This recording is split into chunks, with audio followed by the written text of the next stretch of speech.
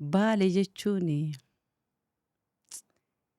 anaaf iddoo dhaloota kiyyaa qofa hin taane madda Oromootaati.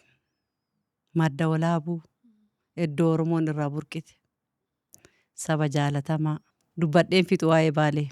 Laftiin bareeddii namni gootaa Baalee lafa qabsooti. Akka carraa taane nullee qabsoo kana keessatti carra qabeeyyii taane keessatti guddanne jechuudha. Maatiin keenya hundi qabsaa'aadha. Diddaa gabrummaatiif gaara keessa yaa'aa turan. I think yoo dogoggoruu baadhee lafa mootummaan hin gahiintu jira. Bulchuu hin dandeenye jechuudha Baaleen keessa. Gaara Riraa jedhama, Bidiree jedhama. Gaarota hedduu miilaan keessa deemanii hin dandeenye.